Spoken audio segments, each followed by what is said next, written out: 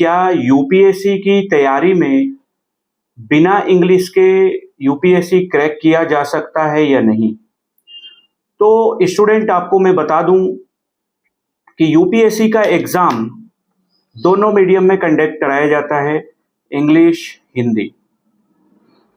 Medium का कहीं भी कोई बहुत बड़ा रोल नहीं है, लेकिन आप ये नहीं कह सकते कि मेरे को इंग्लिश की स्पेलिंग भी नहीं आती। अगर आपकी इंग्लिश इतनी ही वीक है तो फिर आपको प्रॉब्लम क्रिएट होंगी।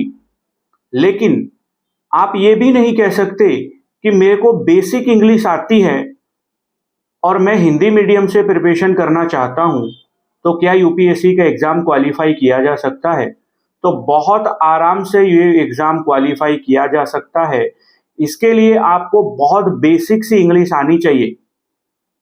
अगर आपने हिंदी मीडियम को चूज किया है तो हिंदी मीडियम के चूज करने के बाद किसी भी प्लेटफॉर्म पर आपको इंग्लिश की जरूरत नहीं पड़ेगी। लेकिन हाँ, जब आप मेंस लिखने जाएंगे तो मेंस का एक कंपलसरी पेपर होता है जो कि 25% परसेंट पर क्वालिफाई होता है और उसमें 300 मार्क्स का पेपर होता है टोटल, और 75 मार्क्स आपको लेकर आने होते हैं।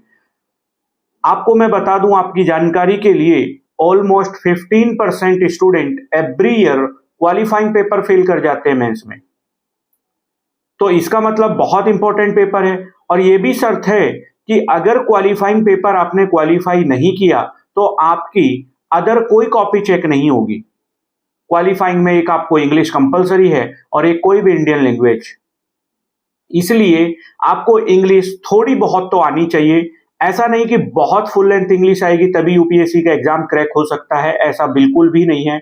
मैं ऐसे कितने कैंडिडेट्स को जानता हूं जिनकी बहुत खराब इंग्लिश थी और आज वो आईएएस, आईपीएस, आईएफएस बन चुके हैं।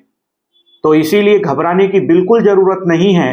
आप अगर हिंदी मीडियम से हैं और आपको थोड़ी बहुत बेसिक इंग्लिश आती है तो ये एग्जाम आसानी से क्रैक किया जा सकता है।